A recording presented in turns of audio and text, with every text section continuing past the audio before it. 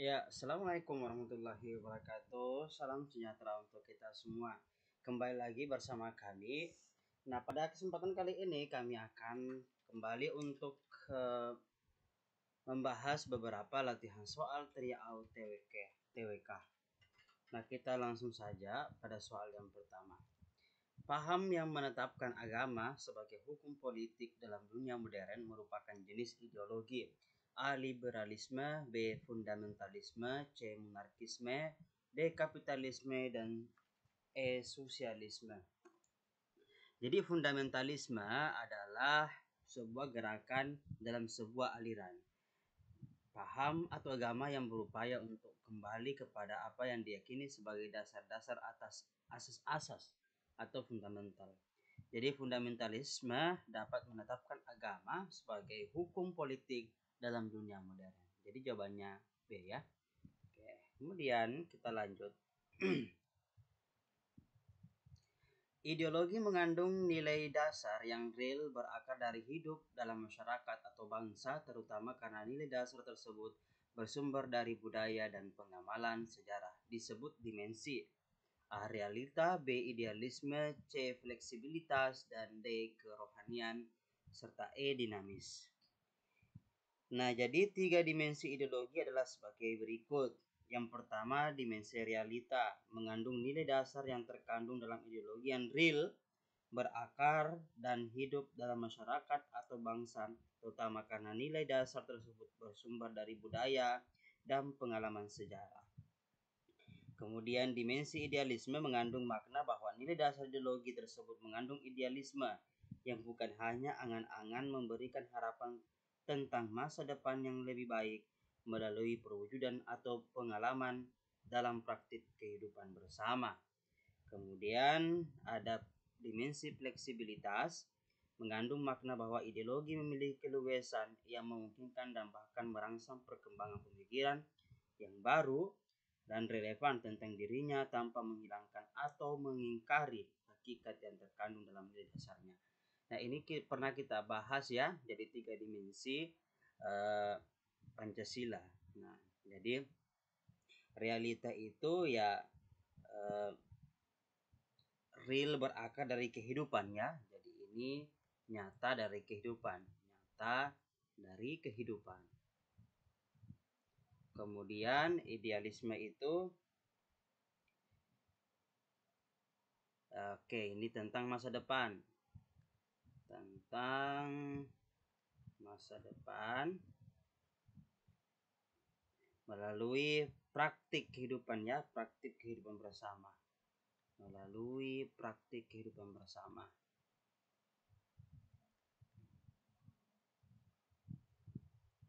Sedangkan fleksibilitas itu artinya memiliki keluasan. Memiliki keluasan sesuai perkembangan zaman ya, relevan. Jadi dia luas, berkembang.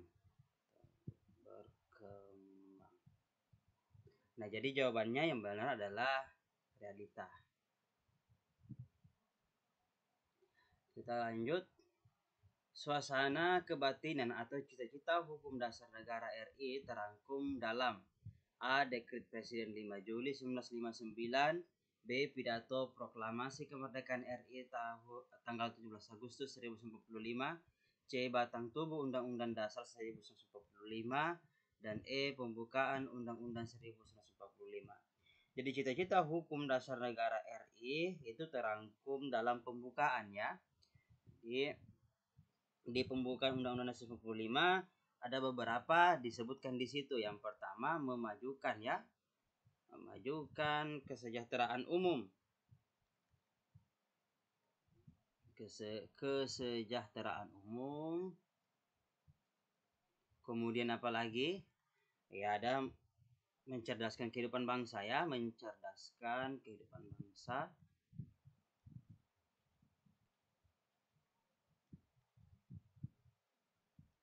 Dan apalagi melaksanakan ketertiban dunia. Jadi inilah cita-cita negara RI yang terangkum dalam pembukaan menerapkan Undang-Undang 1945. Melaksanakan ketertiban umum.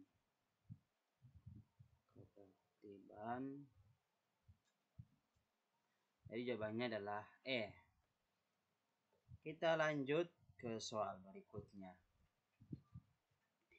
Dalam pengambilan suatu keputusan dalam rapat, banyak cara yang digunakan. Cara yang cocok untuk bangsa Indonesia adalah A. Suara terbanyak, B. Bergantung pada pimpinan, C. Aklamasi pada quorum, D. Perwakilan dan utusan, E. Musyawarah dan mufakat. Jadi pengambilan keputusan dalam suatu rapat dan sesuai dengan bangsa Indonesia itu berdasarkan Pancasila ya, sila keempat. Pancasila sila keempat, yaitu berdasarkan musyawarah dan mufakat. Jadi jawabannya adalah E. Kita lanjut. Makna proklamasi kemerdekaan bagi bangsa Indonesia adalah A. Untuk menjalin hubungan yang akrab di antara suku-suku bangsa yang ada di seluruh pelosok tanah air. B. Dorongan dan rangsangan bangsa Indonesia untuk mengisi dan mempertahankan kemerdekaan. C. Untuk menunjukkan kepada dunia luar bahwa bangsa Indonesia adalah bangsa yang merdeka dan berdaulat. D. Ikrar pemisah dari Hindia Belanda. E. Perwujudan adanya bangsa dengan negara baru. Jadi proklamasi kemerdekaan itu merupakan pernyataan bangsa Indonesia kepada dunia luar bahwa bangsa kita ini merupakan bangsa yang merdeka dan berdaulat. Jadi jawabannya adalah C. Kita lanjut. Disintegrasi adalah suatu keadaan ketika individu dalam masyarakat tidak dapat lagi menjalin kerukunan dan kebersamaan. Hal ini akan mengancam persatuan dan kesatuan bangsa. Contoh disintegrasi dalam waktu yang lama. Nah, disintegrasi itu banyak bentuknya ya. Yang ini pertanyaannya adalah dalam waktu yang lama. A. Aksi mogok kerja oleh buruh. B. Meningkatnya kriminalitas. C. Terjadinya invasi militer oleh asing. D. Tawuran antara ormas. Dan E. Pergolakan daerah. Jadi salah satu bentuk disintegrasi yang dalam masyarakat yang berlangsung cukup lama adalah pergolakan di daerah. Biasanya pergolakan ini timbul karena membela kepentingan daerah yang berkaitan dengan latar belakang ekonomi, politik, kesenjangan, dan ketidakadilan. Contohnya terjadinya kerusuhan di daerah dan gerakan separatisme. Ya, salah satu contohnya ya bagaimana pergolakan separatisme di Papua ya, itu sudah sangat lama sampai sekarang masih terjadi. Itu salah satu contohnya. Kita lanjut soal berikutnya. Saat Anda hendak membayar pajak kendaraan bermotor, masih terdapat kekurangan beberapa dokumen yang diperlukan. Seorang petugas mendekati Anda dan menawarkan jasa. Jadi semuanya akan selesai dengan syarat membayarkan sejumlah uang kepadanya. Apa yang Anda akan lakukan? A. Menerima tawaran tersebut karena Anda sedang buru-buru. B. Menunda pembayaran sampai dokumen yang diperlukan lengkap. C. Segera melengkapi dokumen yang diperlukan dan menolak tawaran tersebut. D. Menerima tawaran tersebut dengan meminta diskon. E. Melaporkan petugas tersebut ke bagian pelayanan.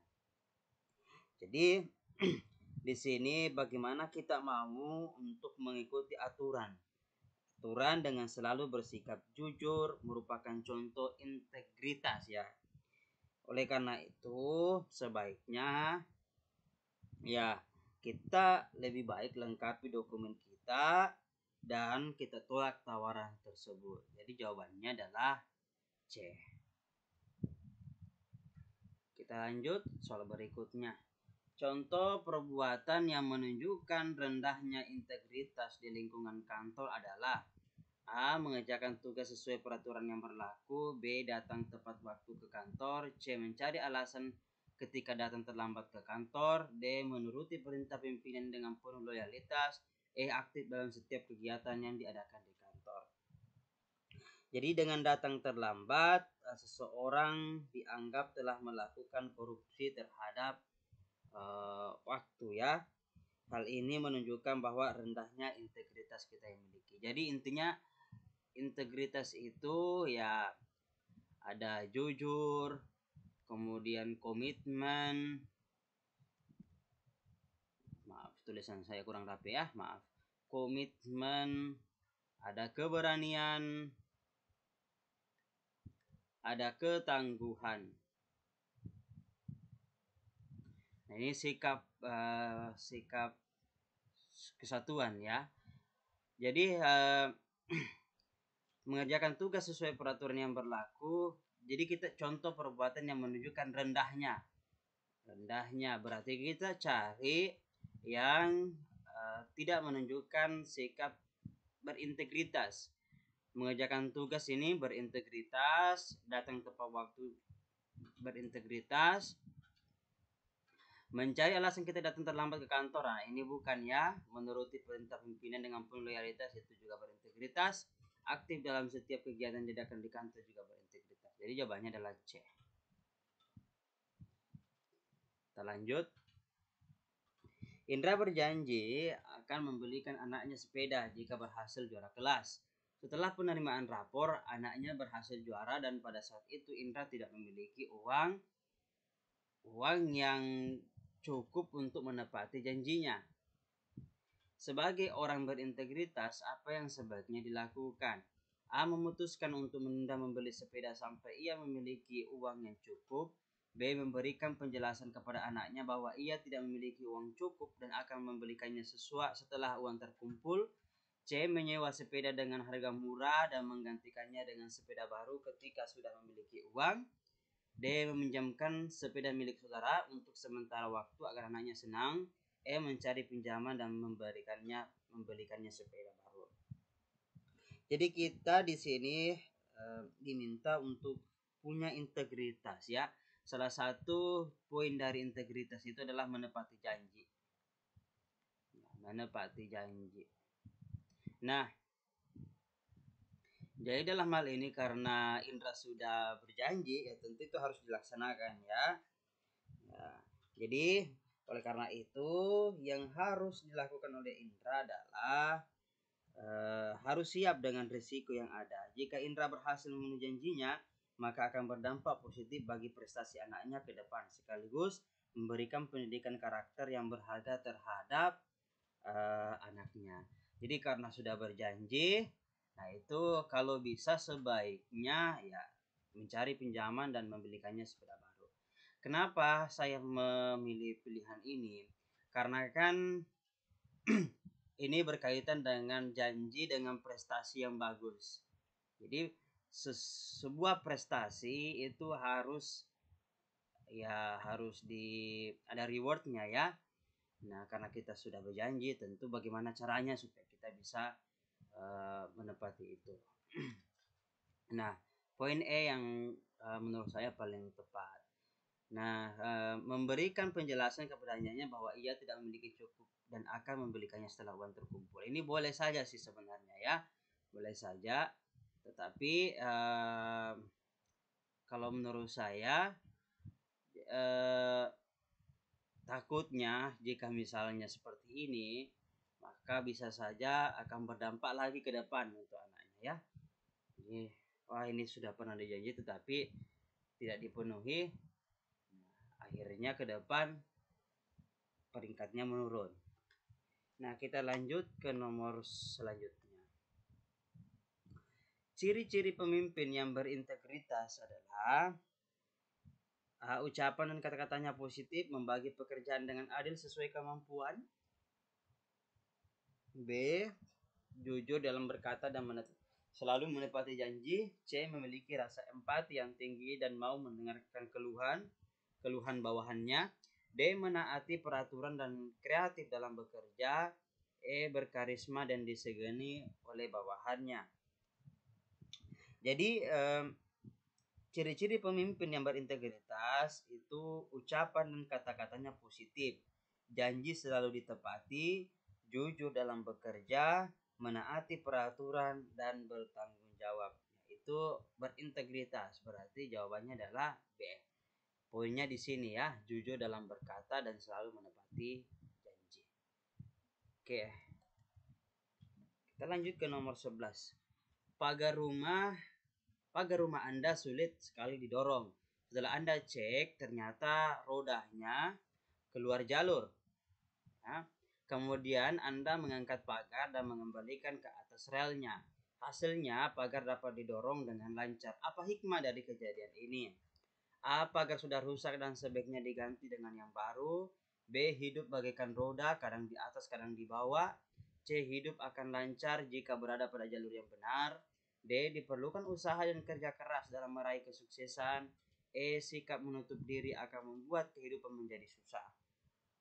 Jadi integritas melahirkan kemauan untuk selalu berada pada jalan yang benar sesuai dengan norma dan aturan yang berlaku. Jadi hidup lancar jika berada pada jalur yang benar. Relnya akan lancar pagarnya akan lancar didorong ketika dia berada di atas rel. Jadi jawabannya adalah C ya. Kita lanjut. Fitri akan mengikuti tes CPNS, namun ia belum belajar sama sekali. Padahal tes tinggal seminggu lagi.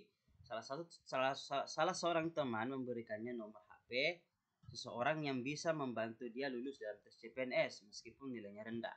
Jika Anda menjadi Fitri, apa yang sebaiknya Anda lakukan? A. Segera menghubungi nomor tersebut. B. Menyerahkan saja pada nasib. D. Melaporkan nomor HP tersebut kepada panitia tes. D. Berdoa dan mempersiapkan tes apa adanya. Dan E. Mengabaikan nomor HP tersebut dan berusaha memanfaatkan sisa waktu dengan sebaik-baiknya. Jadi integritas itu memunculkan kemauan untuk selalu berada pada jalan benar, ya, sesuai dengan aturan, norma yang berlaku. Jadi orang yang berintegritas itu akan teguh terhadap sikapnya untuk tidak berbuat curang, ya, sehingga memacunya berusaha melakukan hal-hal yang terbaik. Jadi di sini seharusnya Fitri ya mengabaikan nomor HP tersebut dan berusaha memanfaatkan sisa waktu yang ada dengan sebaik-baiknya. Kita lanjut ke nomor selanjutnya. Lambang diyakini sebagai pendorong mencapai suatu cita-cita. Padi dan kapas pada burung Garuda dilambangkan dengan A. Ketuhanan yang Maha Esa. B. Kemanusiaan yang adil dan beradab. C. Persatuan Indonesia. D. Kerakyatan yang dipimpin oleh hikmat kebijaksanaan dalam permusyawaratan perwakilan. E. Keadilan sosial bagi seluruh rakyat Indonesia. Jadi lambang pada burung Garuda itu memiliki perisai dengan simbol sebagai ada 5 simbolnya. Yang pertama bintang, ya, itu melambangkan sila ketuhanan yang Maha Esa. Jadi ini bintang. Kemudian ada kemanusiaan yang adil dan beradab, itu dilambangkan oleh rantai. Kemudian ada persatuan Indonesia, itu dilambangkan oleh pohon beringin. Kemudian ada kerakyatan yang dipimpin oleh hikmat kebijaksanaan dalam permusyawaratan perwakilan, itu dilambangkan oleh kepala banteng, ya, kepala banteng. Ada keadilan sosial bagi seluruh rakyat Indonesia, itu dilambangkan oleh padi dan kapas. Jadi jawabannya E. Negara kesatuan adalah bentuk negara yang wewenang legislatif tertinggi dipusatkan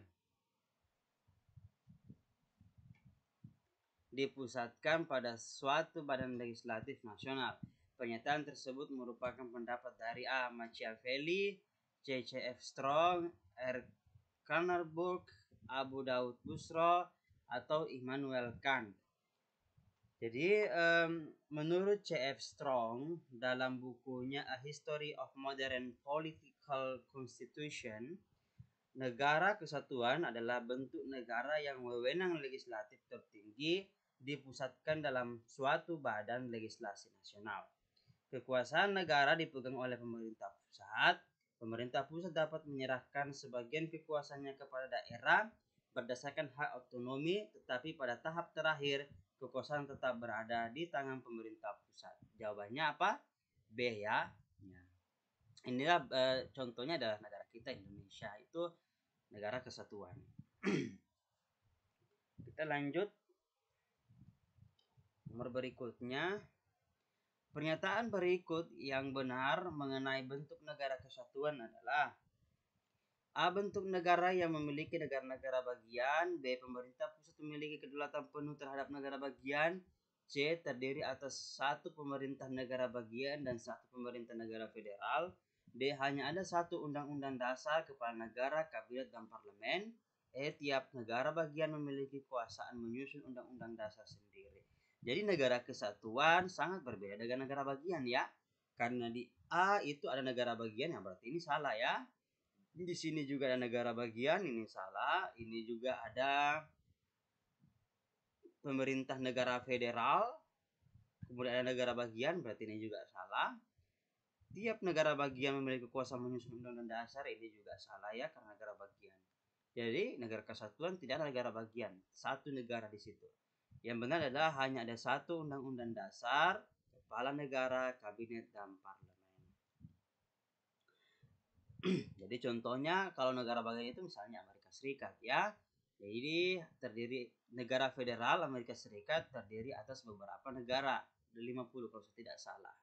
Dengan masing-masing negara bagian punya kepala negara, punya konstitusi sendiri. Nah, beda kalau di Indonesia. Di Indonesia cuma satu undang-undang dasar, cuma satu kepala negara, kabinet, dan parlemen.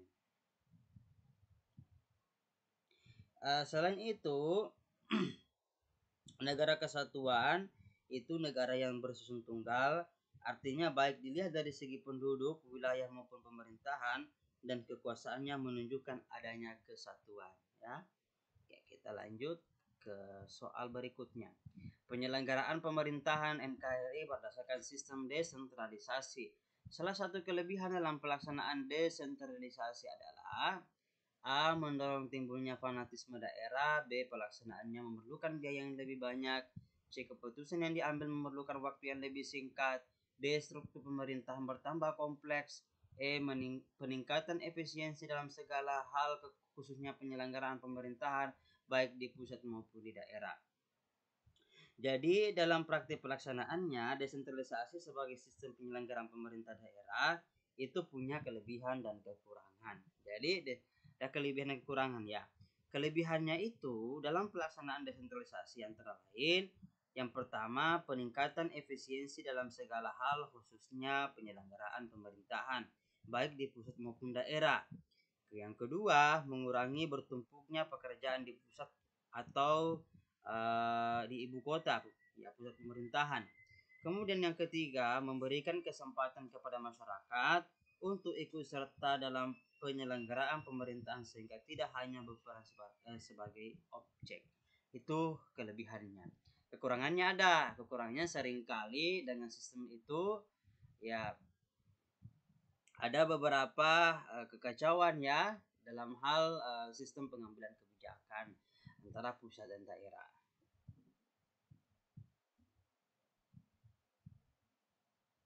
Nah, berarti jawabannya apa ini? Jawabannya adalah kita lanjut ke soal berikutnya. Pembentukan kepolisian negara menjadi salah satu realisasi dari urusan yang menjadi kewenangan pemerintah pusat pada bidang A. Justisi, B. Keamanan, C. Pertahanan, D. Politik luar negeri, E. Moneter dan fiskal. Nah, salah satu urusan yang menjadi kewenangan pemerintah pusat itu adalah keamanan. Nah, keamanan ia meliputi kegiatan mendirikan dan membentuk kepolisian negara serta menindak kelompok atau organisasi yang kegiatannya mengganggu keamanan negara. Jadi jelas jawabannya adalah B. Kemudian kita lanjut ke soal berikut. Wawasan Nusantara sebagai konsepsi kewilayahan muncul sejak A. Proklamasi Kemerdekaan, B. Ditetapkannya Undang-Undang 1945, C. Dikeluarkannya Deklarasi Juanda, D. Dikeluarkannya TAP MPR nomor 4 garing MPR garing 1973, E. Dikeluarkannya Peraturan Pemerintah Pengganti Undang-Undang nomor 4 tahun 1960. Nah, masih ingat definisi wawasan Nusantara? Ya, jadi wawasan Nusantara itu cara pandang bangsa Indonesia terhadap rakyat, bangsa, dan wilayah.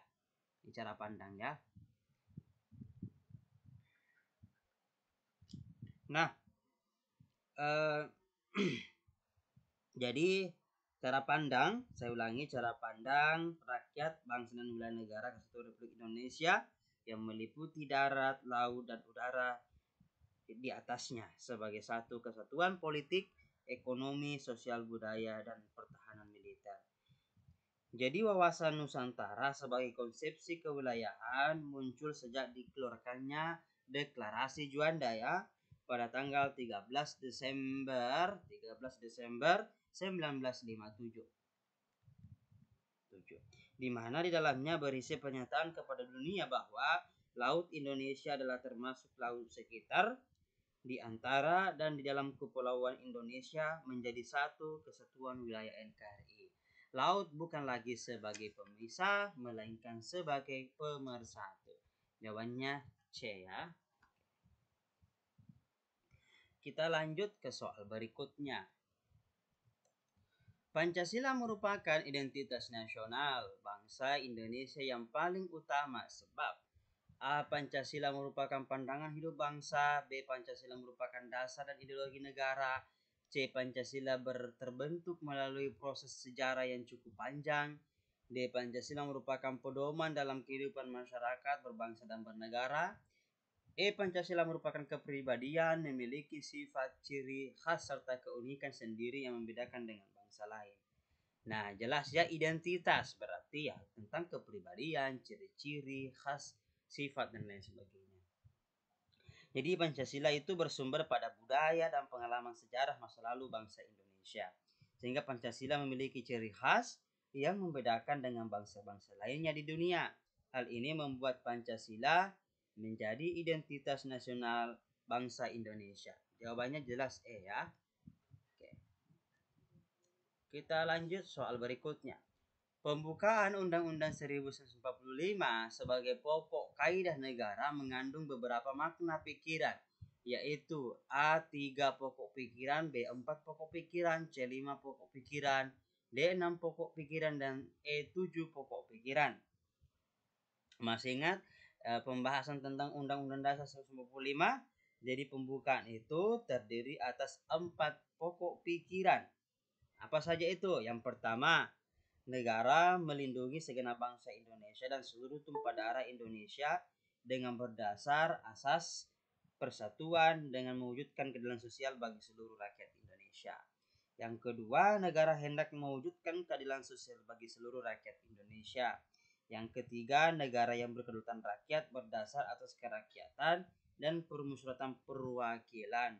Selanjutnya, negara berdasarkan atas ketuhanan yang Maha Esa menurut dasar kemanusiaan yang adil dan beradab. Jadi jelas jawabannya B ya. 4 pokok pikiran. Ini. Kemudian kita lanjut soal berikutnya. Pokok-pokok pikiran yang terkandung dalam pembukaan Undang-Undang 1945 tidak lain merupakan. Nah, tadi kan kita sudah jelaskan nih apa saja pokok-pokoknya. Nah, itu merupakan apa?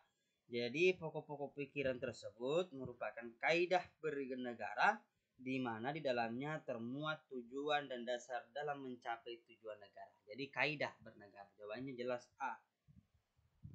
Dan kita lanjut soal berikut. Berdasarkan Undang-Undang Dasar 1945 hasil amandemen bahwa kedaulatan tertinggi dalam negara Indonesia saat ini berdasar pada A. MPR, B. DPR, C. MK, D. Presiden, E. Rakyat. Nah, jadi salah satu pasal yang di amandemen pada amandemen ketiga itu kalau tidak salah itu tanggal 10 November tahun 2001 ya, adalah pasal 1 ayat 3. Jadi bunyinya itu kedaulatan berada di tangan rakyat dan dilaksanakan menurut Undang-Undang Dasar. Jadi rakyat. Dulu sebelum amandemen, jadi ada namanya lembaga tertinggi yaitu MPR yang bertugas untuk memilih, kemudian melantik dan memberhentikan presiden. Tapi sekarang tidak ada lagi ya. Semuanya menjadi lembaga tinggi negara dengan kedaulatan berada di tangan rakyat. Makanya rakyatlah yang memilih anggota dewan, memilih presiden, dan lain sebagainya. Kita lanjut soal berikut. Berikut ini merupakan berikut ini yang merupakan pokok pikiran pertama dari pembukaan Undang-Undang 1945 adalah jelas tadi ya, di soal nomor berapa itu tadi, kalau tidak salah nomor 20 kita sudah sebutkan 4 pokok pikiran pertama. Ya, 4 pokok pikiran ya, 4 pokok pikiran. Nah, sekarang kita cari yang pertama. Jadi yang pertama itu adalah melindungi segenap bangsa Indonesia dan seluruh tumpah darah Indonesia dengan berdasar atas persatuan dengan mewujudkan keadilan sosial bagi seluruh rakyat Indonesia. Jawabannya adalah A. Kemudian kita melangkah ke nomor selanjutnya. Presiden dan wakil presiden dipilih secara langsung oleh rakyat. Pasangan calon presiden dan wakil presiden diusulkan oleh A. Partai politik atau gabungan partai politik peserta pemilu, B. Perorangan, C. DPR, D. MPR, dan E. Lembaga swadaya masyarakat. Nah, sekarang presiden dan wakil presiden calon presiden dan wakil presiden itu satu paket. Jadi diusulkan oleh partai politik atau gabungan partai politik. Nah, kenapa harus gabungan? Ya, karena ya kadangkala sekarang itu namanya threshold ya, batas ambang. Jadi batas ambang untuk bisa mengajukan calon itu kalau saya tidak salah itu 20%. 20% suara di DPR RI. Nah, kalau misalnya satu partai politik tidak memenuhi, ya silahkan berkoalisi dengan partai lain untuk membentuk untuk memenuhi batas ambang tersebut. Jadi presidential threshold. Jadi makanya boleh satu partai politik, boleh gabungan partai politik. Jadi ya gabungan ini juga misalnya kalau beberapa partai politik yang memiliki visi misi, kemudian kriteria calon yang tepat itu juga boleh boleh bergabung ya. Tidak mesti misalnya harus pas. Tidak mesti misalnya dari PDI sudah terpenuhi 20%. Apakah PDI saja? Ya, PDI boleh bergabung dengan partai lain, boleh. Nah, jadi jawabannya adalah A ya, partai politik atau gabungan partai politik peserta pemilu. Nah, tidak sama dengan gubernur. Gubernur itu perorangan, ya perorangan. Jadi tidak mesti dari partai politik, tetapi tentu dengan syarat berdasarkan peraturan perundang-undangan yang berlaku. Nah, demikianlah penjelasan beberapa soal tryout pada materi tes wawasan kebangsaan. Jika teman-teman sekalian suka dengan video ini, silakan klik tombol like dan share. Jika memiliki saran, tambahan, atau kritikan, silakan tuliskan di kolom komentar. Kemudian jika teman-teman tidak ingin ketinggalan video update dari kami, silakan klik tombol subscribe dan nyalakan lonceng notifikasinya. Terima kasih. Wassalamualaikum warahmatullahi wabarakatuh.